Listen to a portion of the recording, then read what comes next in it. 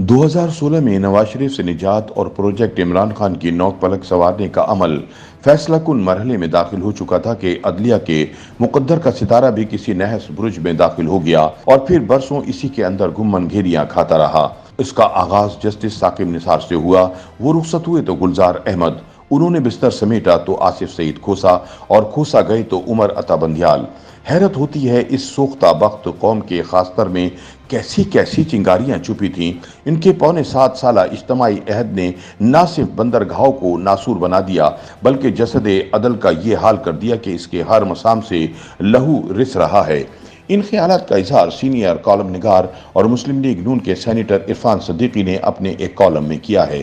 وہ لکھتے ہیں کہ اجنبی ہوتی اردو میں کبھی ایک دو لفظ مرکب محاورے کے طور پر بولا جاتا تھا۔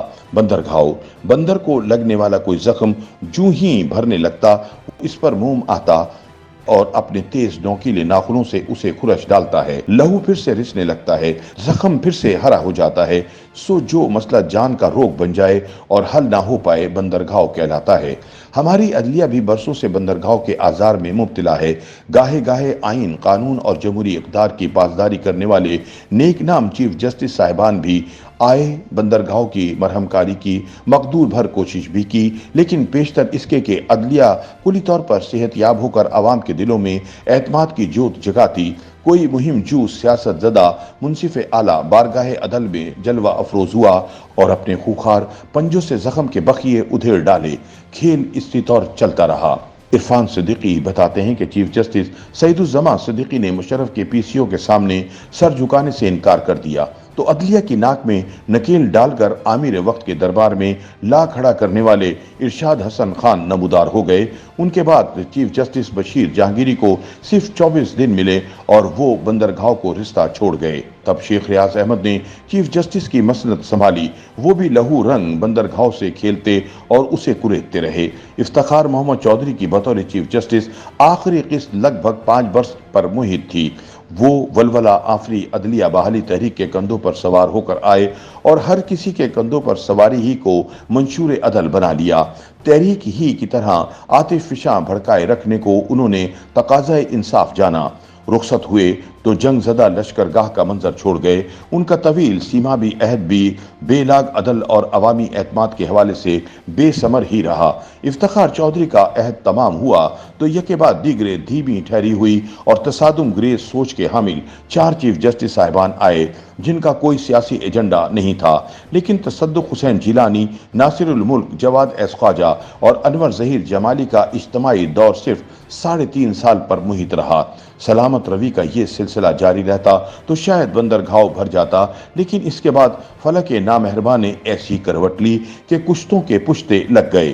عرفان صدیقی کہتے ہیں کہ ثاقب نثار 2 سال سے زائد عرصے تک ناقوس عدل بجاتے رہے۔ ان کے لچھن، ان کا بازاری سطح کو چھوتا ذوق تشہیر، غلیظ سیاسی اہداف میں لتڑے فیصلے، عمران خان کو لانے اور نواز شریف سے نجات میں ان کا کردار، اپنے منصب کا اپنی ذات اور قرابت داروں کے مفاد کے لیے استعمال اور ایک سیاسی جماعت کے مدار کا دمدار ستارہ بن جانا ان کی بیاض عمل کے چند نوشتے ہیں۔ ستم یہ ہوا کہ ان کے بعد لگ بھگ 1 سال کے لیے عدلیہ کی کمان آصف سعید کھوسا نے سنبھال لی، جو نہ صرف ہر پہلو سے ثاقب نثار کا تسلسل تھے بلکہ ان کے لہو اور ان کے قلم کی سیاہی کی بوند بوند پرلے درجے کے بغض اور اناد میں رچی تھی۔ وہ رخصت ہوئے تو 2 برس کے لیے گلزار احمد آ گئے جنہوں نے ثاقب اور کھوسا کی لکیروں کی فقیری کو اعزاز جانا، نسلہ ٹاور منہدم اور کراچی کی گمشدہ ٹرام کے آثار قدیمہ کا سراغ لگانے کو ترجیح گردانا اور عدلیہ کے بندرگاہوں کو عبادت جان کر خرشتے رہے۔ تسلسل کے ساتھ 5 برس پر مشتمل 3 چیف جسٹس صاحبان کا یہ بے ننگ و نام عہد عدلیہ کو زوال و پستی کی پاتال تک لے آیا۔ لوگوں نے سکھ کا سانس لیا کہ اب اس سے بھی زیادہ کیا گراوٹ ہوگی، لیکن انہیں اندازہ نہ تھا کہ ان کی تیرہ بختی ابھی کیسے کیسے دن دکھانے والی ہے۔ عرفان صدیقی کہتے ہیں کہ عمر عطا بندیال نے چیف جسٹس کا منصب سنبھالا اور دیکھتے دیکھتے عدلیہ کی مانگ میں راگ بھرنے والے اپنے 3 پیشرو رفقا کو کوسوں پیچھے چھوڑ گئے۔ ثاقب نثار، گلزار احمد اور آصف سعید کھوسا کی रूहें उनके अंदर हलूल कर गईं। उन्होंने बंदरगाह को अदलिया की रगो रेशा ही नहीं, उनकी हड्डियों को गूदे तक में उतार दिया। इन्हें आखिरी दिन तक कभी एक लम्हे के लिए भी एहसास न हुआ कि ओहदा और मनसब आनी जानी चीज़ें हैं। वक्त किसी का बाज गुजार नहीं और तारीख बड़ी बेरहम होती है।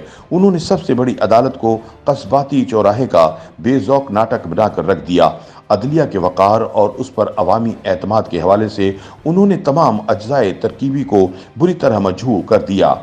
उनके फैसलों, बेंचों की तश्कील, दो मखसूस जजों को दाएं और बाएं बिठाकर मनपसंद फरमान जारी करने, सीनियर रफ़कार को दूर धकेलने, जनून की हद तक पीटीआई और इमरान खान पर नवाजिशात फरमाने, जनरल बाजवा की फरमाइश पर पंजाब में परवेज़ इलाही की हुक्मरानी के लिए नया आइन तहरीर करने, पार्लियामेंट के इख्तियार कानून साजी पर पहम ज़रबे लगाने, हाई कोर्ट्स में ज़ेर समात मुकदमात को बराह रास्त सुप्रीम कोर्ट में उठा लाने, सुप्रीम कोर्ट जैसे मोतबर इदारे में तकसीम की दरारें डालने और मुतअद्दिद दीगर कारहाय नुमाया के बारे में बहुत कुछ लिखा और बोला जा रहा है।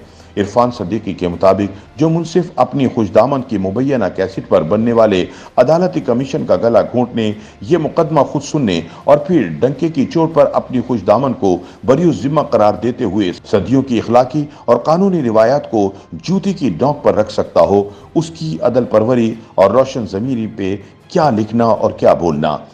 उमर अता बंदियाल इस्लामी जमहूरिया पाकिस्तान के चीफ जस्टिस होते हुए जब ये वारदात डाल रहे थे तो ऐन इन्हीं दिनों मध्य प्रदेश भारत हाई कोर्ट का जज अटल श्रीधरना सुप्रीम कोर्ट से इल्तमास कर रहा था कि मेरा किसी और सूबे में तबादला कर दिया जाए, क्योंकि मेरी बेटी ने कानून की डिग्री हासिल कर ली है और वो मध्य प्रदेश में वकालत शुरू करने वाली है। इरफान सदीकी कहते हैं कि उमर अता बंदियाल ने जाते जाते अश्कबार आंखों के साथ खुद को डूबते आफताब से तशबीह दी। काश कोई अहलकार इन्हें बता सकता कि आली मर्तबत, आपका अहद एक तवील और गहरी अंधेरी रात थी जिसमें सूरज तो क्या चांद सितारे भी मुंह छुपाते फिरते थे। आप तो मनसब के रोज़े अव्वल से ही गुरूब चले आ रहे हैं।